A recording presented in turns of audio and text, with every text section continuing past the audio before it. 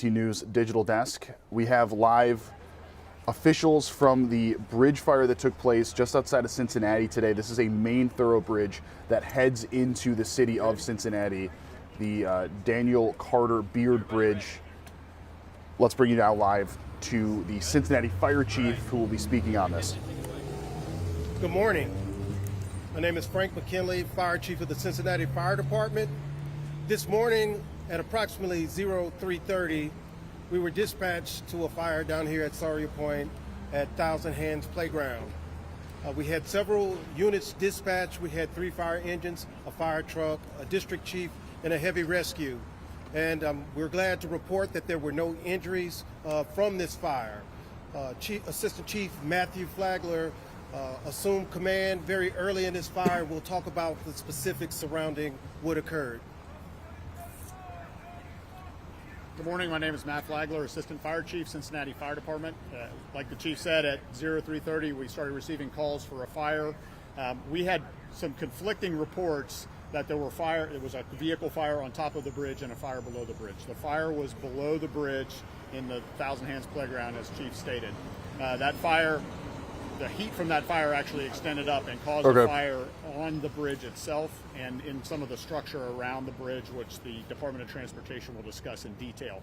The fire was extinguished by our firefighters. We had about 60 firefighters on scene, and we are glad to report currently there are no injuries. The cause of the fire remains under investigation. There was a lot of damage to the playground structure and to that area, so it takes us a while to go through the fire debris to determine a cause, but our fire investigators are on scene and they're being supported by Cincinnati Police and some of our federal partners as well to make sure that we have a good cause and origin of that fire, but there's no known cause. We're happy to report that there was no vehicles that were impacted on the bridge or damaged. There was no hazardous materials that we know of that were released in any way. We've been working with the Metropolitan Sewer District to confirm that the sewer system is safe. There was no impacts to any of that infrastructure. Duke Energy has been on the scene with us and made sure that the utilities in the area are secured. We have had no loss of utilities or power in the area from the fire. I'm going to turn it over now to the Ohio Department of Transportation. Just real quick, I'll get back to you. All right, good morning, everybody. Matt Bruning, I'm the press secretary for the Ohio Department of Transportation. We don't have a lot of details yet. We still have inspectors that have been here on the scene for a couple of hours, but we're still trying to get access up into the close area of the bridge, maybe up on top as well to get a good detailed look. As of right now, the goal is to get the northbound side inspected first. We think there's less damage there, so we're going to try to get that inspected first. The southbound side is going to remain closed until further notice, though. We have some significant damage on the Ohio approach to the bridge. At least 3 beams will need to be replaced on that portion of the structure. That will also necessitate the replacement of a portion of the bridge deck. And there's also a sign truss up there that was damaged in the fire, so that will need to be removed and replaced. That is as much as I have right now. Again, we hope to have more details once we get inspectors up there that can get a good close look at the bridge. But as of right now, we have not been able to do that. To talk a little bit about the Ohio detours that we have, I'm going to bring my colleague Kathleen Fuller. She's our District 8 Public Information Officer. Good morning, everyone. Yes, I'm Kathleen Fuller with ODOT District 8. And regarding the maintenance and traffic plan for southbound motorists traveling to I-471, obviously it is closed beginning at, we're going to be detouring basically over I-71 and 75 southbound. But the access points from Liberty Way, 5th Street, also 50 East and 50 West have all been closed, so there will be no access to I-471 South out of downtown Cincinnati. And also, we are right here at the bridge at the approach. Pete Rose Way is also closed at the approach, so motorists will be needing to use Eggleston. And if you're traveling from the other side of the bridge, you will need to, on Riverside Drive, you will want to divert by way of Columbia Parkway. So motorists will probably want to try and get over to Columbia Parkway out at Delta Avenue. That'll be the best access point for them to, if you're on Riverside or US 52, the best access point will be to get over to Columbia Parkway at Delta. So again, Pete Rose Way and Riverside Drive, it is closed in both directions under the bridge. And we just want to remind motorists to please, be mindful of this and to plan ahead, plan your travel day accordingly and allow extra travel time. And you can, of course, visit us at ogo.com for updates on those detours. And now I'd like to turn it over to Corey Wilson with the Kentucky Transportation Cabinet to talk about the northbound closures. Thank you. I'm Corey Wilson with the Kentucky Transportation Cabinet. Our detour in Kentucky is pretty simple. Our immediate response was to shut down I-471 northbound starting at 275. So I-71 northbound, including all on-ramps in Kentucky, is closed currently. And we'll continue to evaluate that as this develops. But that's the situation right now. We would encourage everybody to use I-71, I-75, or 275 to get around as a detour, or any one of our other river crossings. But also we're continuing to develop our communications plan and making sure that we're communicating that detour to the public and helping them have the latest updates about the closure and what's going on so that they can plan their route accordingly.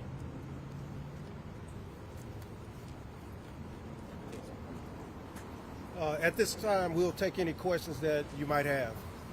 Some of the beams seem to be. Okay. Hold on. Let's start right here. Some of the beams seem to be sagging, almost as if perhaps they would be melted. Is that? Yes. The fire was a very large fire that put out a lot of BTUs, and so because of the source, the fuel that was involved in it, it created such a large source of heat that it began to compromise some of the integrity of the structure. And so we have our partners here working with us to determine the safety issues that are concerning those. What was that made of, that playground equipment? There was several different materials, synthetic materials primarily, and so a lot of plastics were involved. Some wood was also involved in the structures. Yeah, because wood itself is not hot enough to burn steel, is it?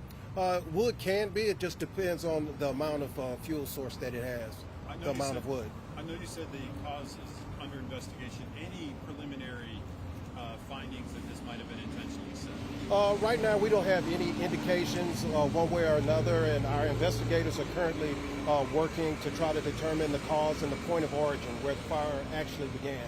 What's the distance between the ground and the bottom of the deck? It appears to be close to 40 feet. And, yes. Okay, Matt, I got a question for you. So you said you need to replace the girders and the sides and everything. I know it's very early, but can you give us some kind of ballpark timeline on how long a project of this magnitude And how much it might cost? Yeah, it's hard to give an answer on either of those right now because until we know the full scope of what we need to do. I mean, obviously to get some steel beams in here will take some time. That's something we've been working on since before daylight, trying to get an emergency contract put together, get a contractor in here so we can get that work done as quickly and safely as possible. But to give you a timeline right now, it's just impossible until we get a full inspection. To the Brent Spence Bridge. Probably, that's probably a fair comparison. Obviously the damage will be a little different from the two bridges and the amount of damage, but you're looking at a similar, repair. So several weeks. Probably. I mean, I wouldn't say 6 weeks. I don't know that I can say a timeline, but it will not be. It will not be days. Any idea? Given that this is technically Kentucky's bridge, but it was on Ohio's side, how's the cost share going to work, and who's responsible for the actual project here? Because when it happened in the Brent Spence, Kentucky did. Sure. Well, the bridge itself is Kentucky's, but the fire was under the Ohio approach, which is ODOT's. So that's why we're doing the emergency contract on this particular project. But we are obviously working hand in glove with Kentucky on it as well. Is it safe to say this is going to run into the millions of dollars? I would say that's probably a good guess. So it is possible, though, that northbound could be open while you're fixing southbound? Yes, I think that's the intent, is to try to look at how quickly could we open northbound. As soon as it is safe to do that, certainly we will. But the damage is more significant under the southbound side than the northbound side. Would you do two-way traffic on northbound, or would you just make it one way and just keep the other shut That's something we'll have to assess as we go forward in the process. It depends on how long the southbound side might need to remain closed for these repairs. And a lot of other things we'd have to look at. Approaches to the bridge, how do you get traffic on and off there? There's a lot of things we'd need to look at before we can make that call. How long does it take to sort that out?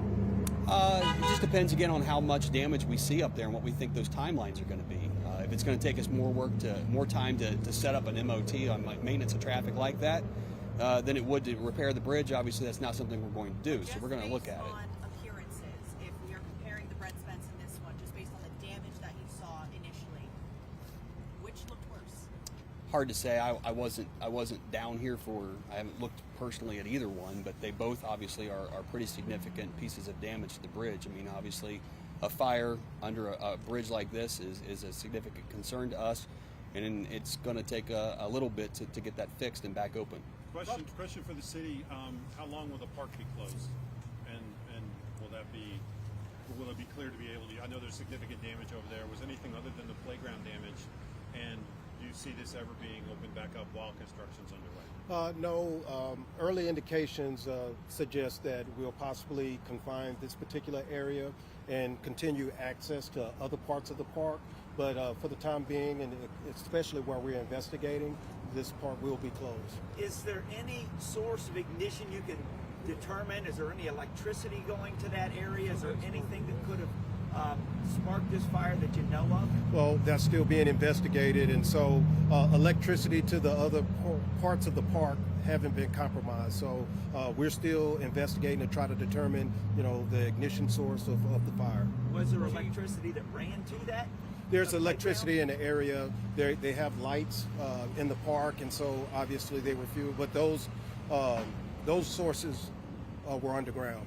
So do you think this was something that pause right now? like maybe it was a homeless person at the play area, or is there any indication that it could be by a human? Well, we really want to be careful before suggesting that could be a possible cause, but we're looking at all options of how the fire started. Can you talk about what was the main source of fuel for the fire? Was it like the mulch? Was it the actual structures? Like what was actually the thing burning? Right, it was everything, and so that's why it produced so much heat, because we had different from the mulch, from the different plastics and synthetic material that were involved in this fire.